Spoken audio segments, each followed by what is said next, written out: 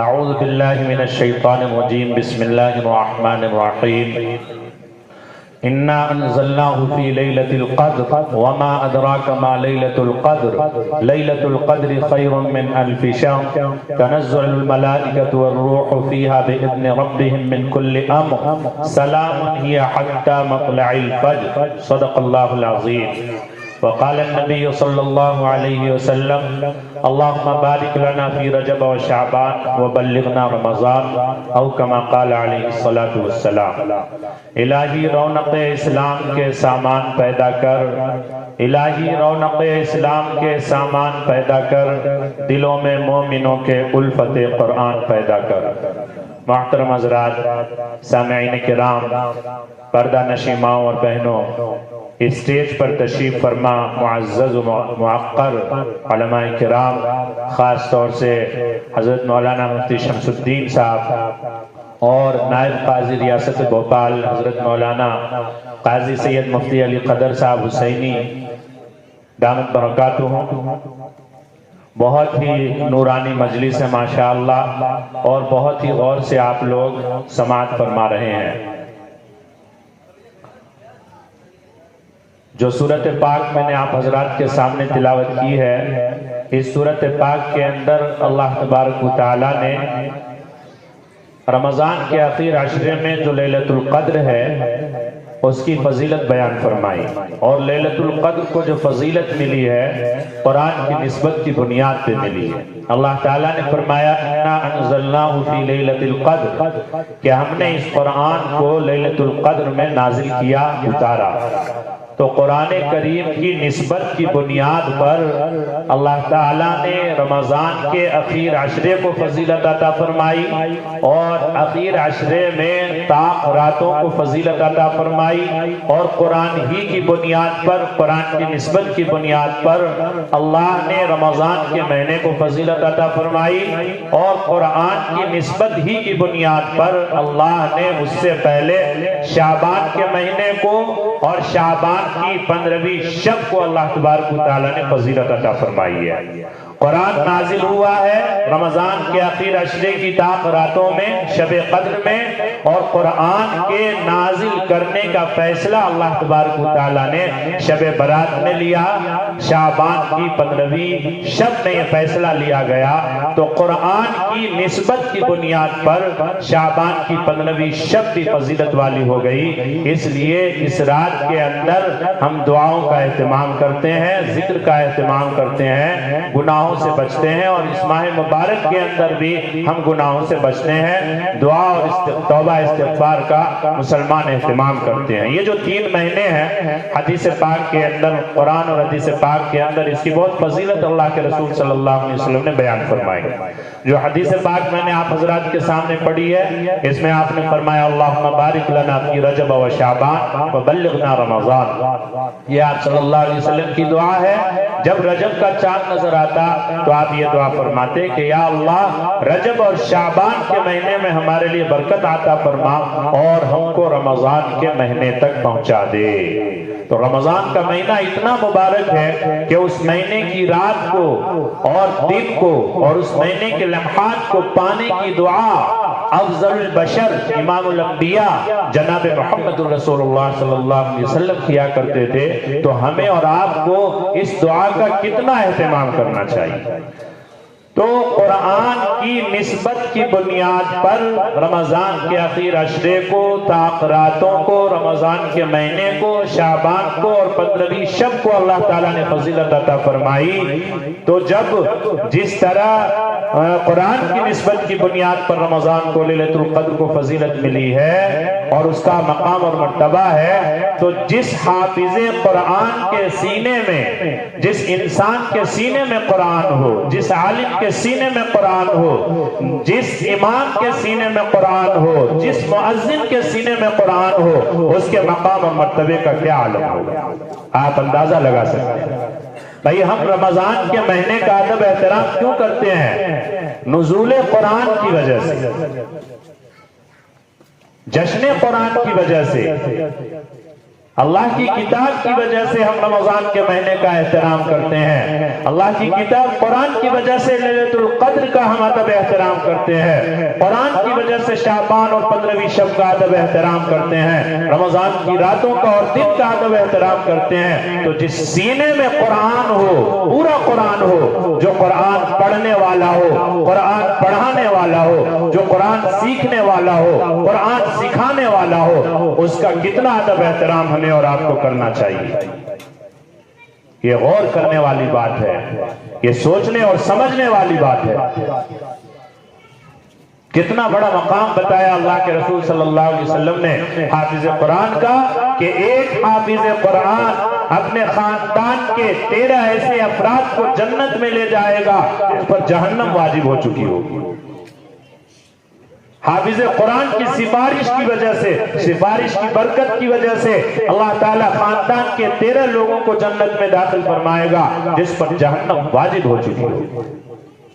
اور یہ قرآن والے، یہ مدارس والے ہیں، یہ مکاتب والے ہیں، یہ امام صاحبان ہیں، یہ مؤذن صاحبان ہیں، تو ان کا ادب احترام اور ان کی قدردانی کتنی ہونی چاہیے۔ حقیقت تو یہ ہے کہ جو حق ہے وہ حق ادا نہیں ہو پا رہا، جو حق ہے وہ حق ادا نہیں ہو پا رہا۔ اس لیے ہمیں ان حضرات کا ادب احترام کرنا چاہیے، ان کی قدردانی کرنی چاہیے، ان کی زیارت بھی عبادت ہے، یاد رکھیے۔ اللہ کے رسول صلی اللہ علیہ وسلم نے ارشاد فرمایا کن عالما او متعلما او مستمعا او محبا فلا تکن الخامس فتولک۔ لوگوں سنو، یا تو عالم بنو، قرآن اور حدیث کا عالم بنو، اگر عالم نہیں بن سکتے تو طالب علم بنو، علم دین کے حاصل کرنے والے بنو، اگر طالب علم نہیں بن سکتے تو عالم دین اور طالب علم سے محبت کرنے والے بنو، ان کی سننے والے بنو۔ او مستمع، عالم کی بات، طالب علم کی بات، جو کہ قرآن اور حدیث کی روشنی میں بات کرتے ہیں، تو تمام طرف سے اپنی توجہ ہٹا کر، اپنا دھیان ہٹا کر، سکون اور اطمینان کے ساتھ، پوری توجہ کے ساتھ عالم دین اور طالب علم کی بات جو قرآن اور حدیث کی روشنی میں ہو رہی ہے اس کے سننے والے بنو۔ او محبن، یا نہیں تو عالم دین اور طالب علم سے محبت کرنے والے بنو، محبت کی نگاہ ان پر ڈالو۔ آگے فرمایا فلا تکن الخامس فتولک، پانچویں نہ بننا، عالم یا طالب علم کی مخالفت کرنے والے، ان سے بدگمان ہونے والے، ان پر اعتراض اور اشکال کرنے والے نہ بننا، ورنہ تم ہلاک ہو جاؤ گے۔ ان کی مخالفت کرنے والے نہ بننا ورنہ ہلاک ہو جاؤ گے۔ یہ اللہ کے رسول صلی اللہ علیہ وسلم نے اپنی پیاری زبان سے یہ بات ارشاد فرمائی کہ یہ اللہ والے لوگ ہیں، یہ حامل قرآن ہیں، یہ دین کی دعوت اور دین کی تبلیغ نہج نبوت پر اور نہج صحابہ پر، صحابہ کے طریقے پر اور اللہ کے رسول صلی اللہ علیہ وسلم کے بتائے ہوئے طریقے کے مطابق دین کی دعوت اور دین کی تبلیغ کا کام پوری دنیا کے اندر یہ مساجد، مدارس والے اور مکاتب والے اور خانقاہ والے نہج نبوت پر دعوت اور تبلیغ کا کام کر رہے ہیں۔ ان پر اعتراض مت کرنا، ان کی مخالفت مت کرنا ورنہ ہلاک ہو جاؤ گے۔ اللہ کے رسول صلی اللہ علیہ وسلم نے یہ بات ارشاد فرمائی۔ آپ نے فرمایا لا صاحب الا مؤمنا ولا تاکل طعامک الا تقی، لوگوں مومن کے علاوہ اپنا جگری دوست کسی کو نہ بنانا اور تمہارا کھانا متقی پرہیزگار لوگوں کے علاوہ کوئی نہ کھائے، کہ متقی پرہیزگار لوگ، اللہ والے، یہ علماء، یہ ائمہ معززین اور مدارس کے اساتذہ، ان کو اگر تم اپنا کھانا کھلاؤ گے، ان کو اگر تم کپڑا پہناؤ گے تو ان کی پوری زندگی، ان کی جوانی دین کی دعوت اور تبلیغ میں گزر رہی ہے، قرآن اور حدیث کے پڑھنے اور پڑھانے میں اور پہنچانے میں گزر رہی ہے، تو ان کے کھلانے پلانے کا، پہنانے کا ثواب اللہ تعالیٰ تم کو عطا فرمائے۔ یہ فضیلت اللہ کے رسول صلی اللہ علیہ وسلم نے ارشاد فرمائی، قرآن میں ان کی فضیلت بیان کی گئی، انما یخشی اللہ من عبادہ العلماء، تمام تر کمیوں اور کوتاہیوں کے باوجود علماء ہی اللہ کی خشیت رکھنے والے اور علماء ہی اللہ سے ڈرنے والے ہیں، اللہ کا خوف رکھنے والے۔ इन्नमल उलमा, फरमाया अल उलमा वरसतुल अंबिया, तमाम तरकमियों और कोताहियों के बावजूद उलमा ही अंबिया के वारिस हैं, गैर उलमा अंबिया के वारिस नहीं हो सकते। ये फतवा अल्लाह के रसूल सल्लल्लाहु अलैहि वसल्लम ने दे दिया। मेरे प्यारे दीनी इस्लामी भाइयों, हकीकत यह है कि हमें जिस तरह से कदरदानी करनी चाहिए थी, जैसा अदब एहतराम हमें इमाम साहिबान का करना चाहिए था, जैसी खिदमत हमें मुअज्जिन साहिबान का करनी चाहिए थी, उस तरह की खिदमत, उस तरह का अदब एहतराम हमसे नहीं हो पा रहा है। दुनिया के कामों में, फजूल खर्ची में, शादी ब्याह में, नाच गानों में, कव्वालियों में लाखों लाख रुपए हम खर्च कर देते हैं, लेकिन हमारे ये उलमा, अल्लाह वाले, असातिज़ा, इमाम मुअज्जिन साहिबान, इनकी खिदमत में हम उतना भी खर्च नहीं करते जितना इनका हक बनता है। इसलिए इनको मोहब्बत की निगाह से देखना, इनकी खिदमत करना, इनकी सोबत में बैठना, ये अहम इबादत है, याद रखिए, अहम इबादत है। रमजान का महीना आने वाला है, शाबान की रात आने वाली है, इससे पहले और एक बात और भी अहम, ये जितने भी उलमा अल्लाह वाले आपको नजर आ रहे हैं पूरी दुनिया के अंदर, ये हमारी और इनकी माओ और बहनों और इनके घर की मस्तूरात की कुर्बानियों का नतीजा है। आज भी हमारी माएं और बहनें और हमारी बच्चियां और उम्मत की औरतें दीन के लिए वो कुर्बानियां पेश कर रही हैं, ऐसी कुर्बानियां दे रही हैं जैसे कुर्बानियां मर्द हजरात नहीं दे रहे हैं। ये हम जो नजर आ रहे हैं आपको, ये मुफ्ती शमसुद्दीन साहब जो नजर आ रहे हैं, ये नायब काज़ी आरसी भोपाल और उलमा हजरात जो आपको नजर आ रहे हैं, अल्लाह वाले, माओं की कुर्बानियों का नतीजा है, माओं की दुआओं का नतीजा है, उनकी इबादत का, जिक्र अज़कार का, उनकी शब आहोजारी का नतीजा है। आज उलमा अल्लाह वाले आपको नजर आ रहे हैं और क़यामत तक इसी तरीके से नजर आते रहेंगे। बहुत बड़ा मकाम है माओं का, आज भी अल्हम्दुलिल्लाह ये कुर्बानियां दे रही हैं। इस्लाम के अंदर औरत की कुर्बानी के बगैर, औरत के मुजाहिदे के बगैर मर्द की कुर्बानी का तज़किरा नहीं है। आप देखिए हजरत आदम अलैहिस्सलाम का जब भी तज़किरा होगा, अम्मा हव्वा अलैहिस्सलाम के तज़किरे के बगैर, उनकी कुर्बानियों के बगैर हजरत आदम अलैहिस्सलाम की सीरत अधूरी होगी। हजरत इब्राहिम अलैहिस्सलाम की सीरत मुबारका, हजरत हाजरा अलैहिस्सलाम की सीरत के बगैर और उनके मुजाहिदे, उनकी कुर्बानियों के बगैर कि वो गया वादी में, न खाने का सामान है, न पीने का सामान है, जंगल है, शीरखार बच्चे इस्माइल अलैहिस्सलाम को लेकर अल्लाह के हुक्म पर राजी हो गई और फरमाया जब ये अल्लाह का हुक्म है तो अल्लाह हमें ज़ाय नहीं करेगा, हस्बुनल्लाहु व निअमल वकील, अल्लाह हमारे लिए काफी और बेहतरीन कारसाज है। हजरत हाजरा अलैहिस्सलाम की कुर्बानियों के बगैर, हजरत हाजरा अलैहिस्सलाम के तज़किरे के बगैर, हजरत सारा अलैहिस्सलाम के तज़किरे के बगैर हजरत इब्राहिम अलैहिस्सलाम का तज़किरा अधूरा है, उनकी कुर्बानी अधूरी है, उनकी सीरत अधूरी है, उनकी दावत और उनकी तबलीग अधूरी है। याद रखिए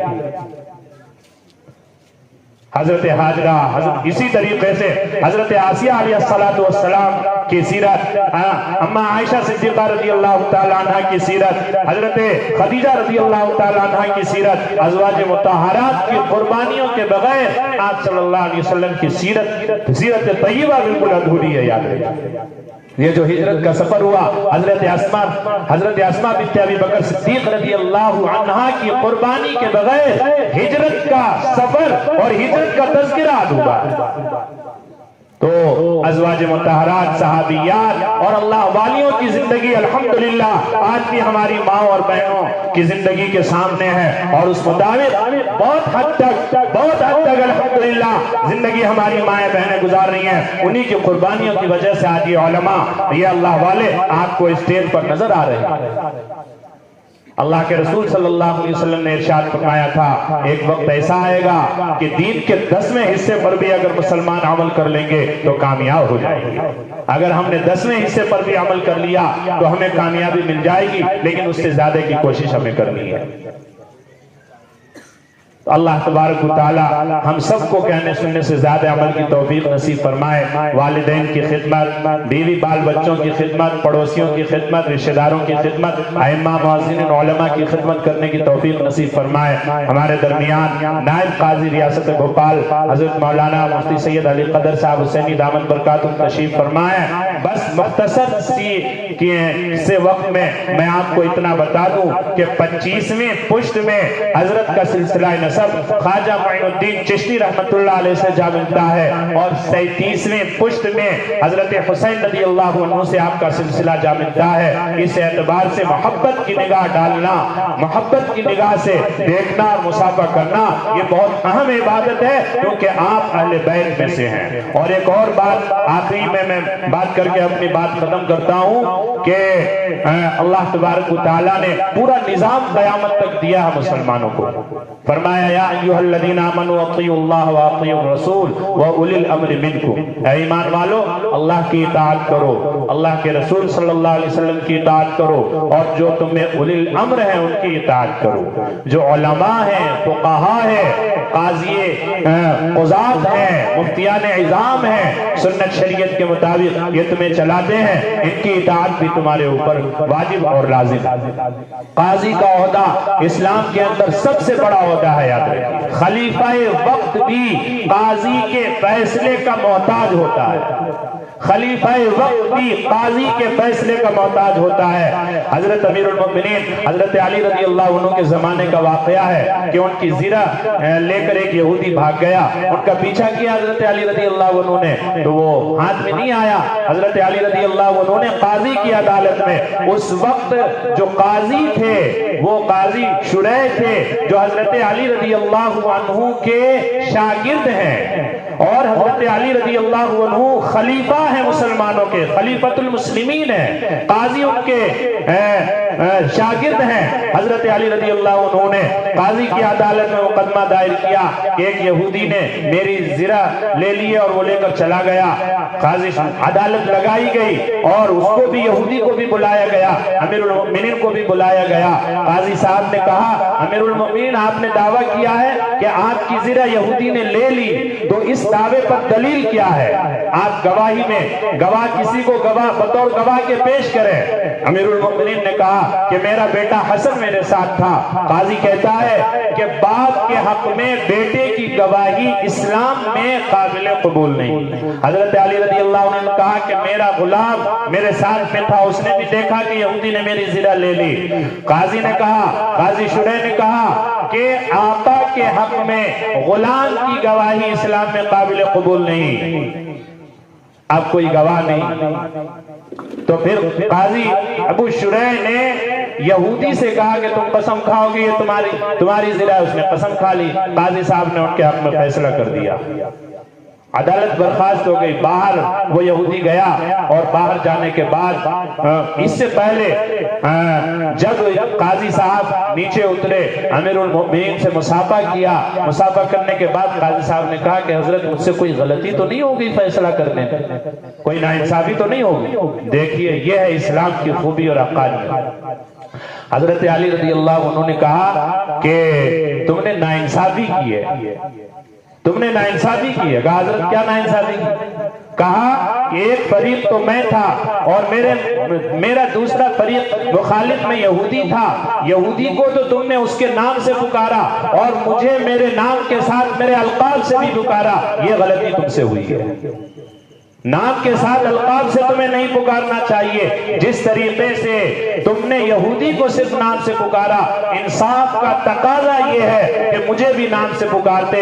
امیر المؤمنین یہ میرا لقب ہے، اور یہ اللہ کی طرف سے اللہ تعالیٰ نے یہ نعمت عطا فرمائی ہے، لیکن یہاں پر تم فیصلہ کرنے والے قاضی ہو، میرے لقب سے مجھے نہیں پکارنا چاہیے، یہ غلطی تم سے ہوئی، آئندہ اس کا خیال رکھنا۔ حضرت علی رضی اللہ عنہ ناراض بھی نہیں ہوئے، اپنے شاگرد قاضی کی اصلاح بھی کر دی، قاضی صاحب نے اس کو قبول بھی کیا، انصاف بھی کیا، اور پھر جب باہر گئے ہیں تو اس یہودی نے حضرت علی رضی اللہ عنہ سے مصافحہ کیا اور کہا کہ مجھے کلمہ پڑھا کر اسلام میں داخل کر لیجئے، کیونکہ میں نے تورات میں آگ کے بارے میں یہ خوبی پڑھی تھی کہ ایک مقدمہ آئے گا اور ناحق پر حق پر ہونے کے باوجود خلیفہ رابع یعنی چوتھے خلیفہ حضرت علی رضی اللہ تعالیٰ عنہ قاضی کے فیصلے کو قبول کریں گے اور اس سے اعتراض نہیں کریں گے۔ میں نے پہلی کتابوں میں یہ بات پڑھ لی تھی کہ آپ کے اندر حلم اور صبر اور برداشت کا مادہ ہوگا، آپ کے اندر اطاعت اور سمع و طاعت کا جذبہ ہوگا۔ میں نے وہ چیز دیکھ لی کہ آپ کے اندر حلم اور بردباری ہے، اب مجھے آپ کلمہ پڑھا کر اسلام میں داخل کر لیجئے۔ تو قاضی کا عہدہ کتنا بڑا عہدہ ہے یاد رکھیے، اس لیے ہمیں چاہیے کہ ہم اپنے قاضی صاحبان کا بھی ادب احترام کرنے والے بنیں۔ اللہ تعالیٰ مجھ کو اور آپ سب کو پوری امت کو کہنے سننے سے زیادہ عمل کی توفیق نصیب فرمائے۔ وآخر دعوانا الحمدللہ رب العالمین۔